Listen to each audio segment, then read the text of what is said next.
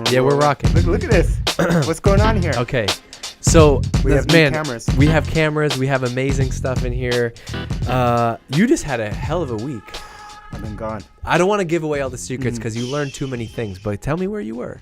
I was in Vegas. You're in Vegas. Can't talk about that. Okay.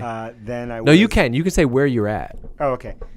I went. That sounds better. There you go. Yeah, I was in Vegas. I went to the 10X Growth Conf. Grant Cardone. Hollywood. Everything as advertised? Everything as advertised and more. More. Ridiculous. Redunculous.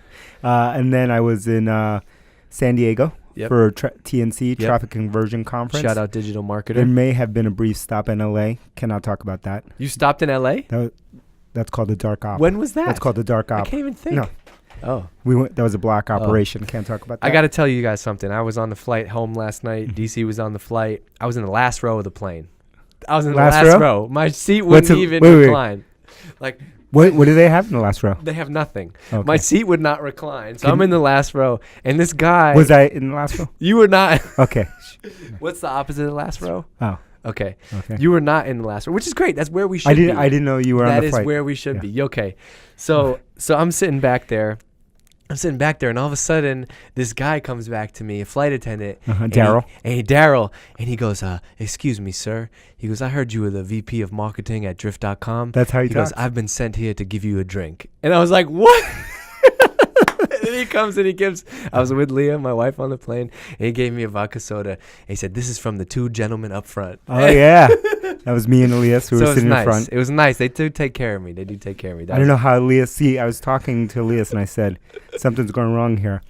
You're not supposed to be sitting with me. No. Somehow he's kind of glommed on to where I sit. Oh, I didn't tell you this, but this is, so Elias came all the way back. He came back earlier. He's standing in the back of the plane talking to me. We were working on some deck together. He comes back. I was texting him like, come look at this. Daryl came by when he was in the back and he said, did your friend jump off the plane? Where's your friend? He got in trouble. He got in trouble. There's a camera in the back of the plane. I didn't know.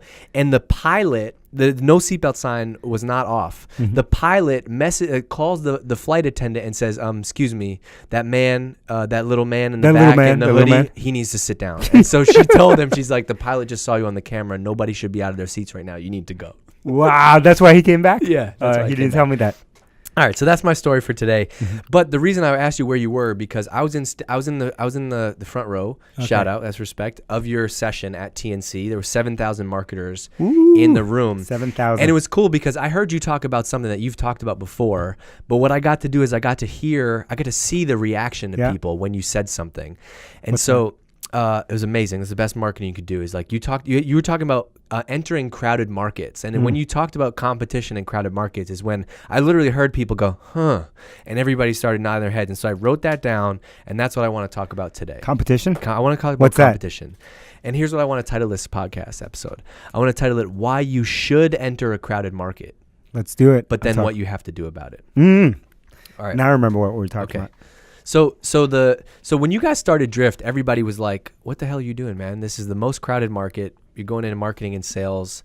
Why are you going to enter this crowded market?" Chat. There's a million vendors in this space. And even as an investor and an advisor, like people ask you all the time, "Do you see, there's too much competition in this market. I got this other market. There's nobody there." This comes up a lot, and so I want you to. This is what I want you to kind of riff on today. You want me to go ham? Yeah. So why is that? And you're already. I can already tell. Like, why is that? Why should you go to a crowded market? So I get this question a lot, and so Ryan, who was interviewing me on stage at TNC, Ryan Dice, what's up? The homie, he said he pulled up the famous Marketech slide, which is, if you don't know, it's the slide that has 5,000 to 7,000 marketing and sales SaaS vendors, Madness. And it just keeps getting more and more crowded. From our guy Scott Brinker, who created that, and he said, looking at that slide, why would you ever start another company in this area? And I said, and what I said to him was like, I love that slide. That slide is awesome. I love that there are 5,000 to 7,000, whatever the number is, of companies in this space, because one thing that I've noticed that entrepreneurs love to do is that they love to chase or think about entering markets that have no competitors. And what I say is, if there's no competitor in the market, especially in B2B, then there is no market.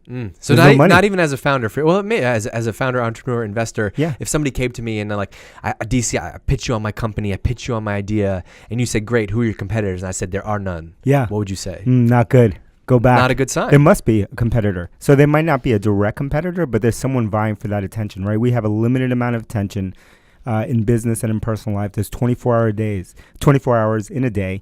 And so if you're going to be successful in whatever it is that you're building, whether it's this water bottle here, that computer, or a piece of software, then you must be by taking from that attention away from something else. You're competing with something else to take that attention away, even if it's not a direct replacement.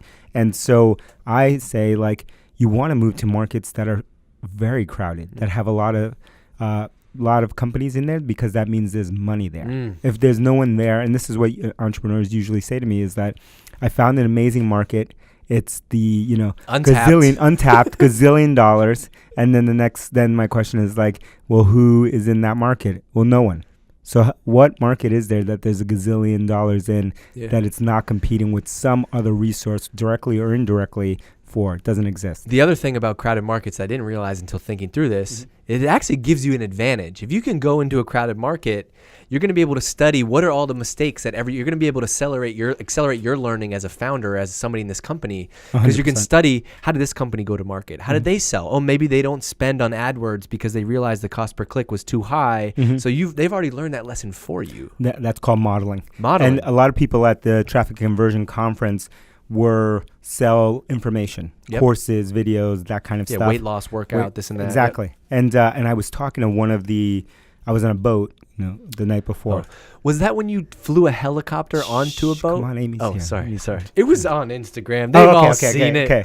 Yeah. It was a big boat. It was a party boat. You know that you flying that got me in trouble? Why? Oh, yeah. This always happens. I get in trouble for things I didn't even do. Okay. Leah, that's the way it should be. We went on a trip once, and she wanted me to take a helicopter tour, and I said, hell no. And so she sees you and Elias on the helicopter, and she was with me in San Diego, and she goes, this is bullshit. And I'm like, how are you mad about this? She goes, because if I wasn't here, David and Elias would have pressured you, and you would have been on that helicopter. Truth. And I'm like, and I was like, yes. And I was like, but you're mad this didn't even happen, and you're mad at me because of that. So you got me in trouble. Wait, was she right? She was 100% right. 100%. There we go. Yeah. Thank you, Leah. Yeah. So I was on that boat, and I was talking to a couple of entrepreneurs on that boat, and one of them sold products in the weight loss category. Okay. And he said something almost I don't know how it came up, but very similar of like, hey, I'm in the super crowded market, weight loss. Can you imagine how crowded that market is? It's at 5,000. Crazy. 100,000. Yeah. A million, gazillion people in there. And he said that he loved it because people look at it as a crowded market, but that means there's endless opportunity in there, endless dollars, because it's a big, giant, addressable market. What you need to do, because of once you're in a competitive market, that's the key. Yes. The key is not if it's competitive or not. It's how can you find a unique way into that market and approach that market, just like this guy in weight loss did, that he could get in, and he had a specific product that was doing amazing because he found a niche and found a way into this crowded market. And that is you did this perfectly. That's exactly why I wanted to do this episode, because that is the secret, right? That's the secret. You said this on stage, and you said the thing that people get wrong is they enter a crowded market and then do the same thing as all those other companies. And so you have to know that if you're going to go into a crowded market, you say, I'm going to go into a crowded market. Yep. However, now I have to play by the rules, which means I have to go rewrite the playbook. Got to rewrite the playbook. And that's exactly that's why we've done things the way we've done them here since day one. Drift.com. Because Drift.com, you guys knew when you started the company, we're going into a crowded market. Yep. We're not going to win by doing it the same way everybody else is doing. Absolutely not. And so that's it's this. The reason is that people want this binary false choice, right? And I always say the answer is both. So they want it to be, find this, this choice. They want to be able to choose going into this market, get into this market, and not have to change the way that they approach how they're going to react. And so for me, it's like find the competitive market and then look at it and understand it's competitive. Therefore, I must do something differently. And so what I said when we talked about SaaS was that we were entering this very crowded market, chat, SaaS, sales and marketing, whatever way you want to categorize it. But what we were going to do was first recognize we are entering a crowded market. Second step, design a plan to resegment or rethink that market. And third, then implement a way to get attention in that market in a way that's non-traditional, in a way that other people are not doing it. And that's how you enter and attack and resegment an existing market. Amen. Get the notebooks out because that is the playbook. That's the playbook. I just gave you 3 steps. You didn't have to pay for that. That's That was it. free. All right, man. That's all I got today. That's it. Pretty good. All right, that's pretty good. So we have a new camera here. Fresh. My homie right over here. Yeah. Amy's got new camera over here. Damn. Wide angle lens. Eh. We're blowing it up here. But I checked while I was on many flights last week. New camera, same rules. Yeah. I didn't see any shout outs for Amy. Didn't see any DHD shout outs. I'm looking for 6-star reviews only. We did get some books in the mail. Somebody sent us some books, which is very nice. That's nice. Yeah. That's nice. But did they send books and 6-star reviews? No, that's the problem. Okay. So we need 6-star reviews. I was on another podcast, Sales Tuners. Shout out. Check that out, my boy Jim. And I saw Jim asking for 6-star reviews. Jim, homie, that's patent.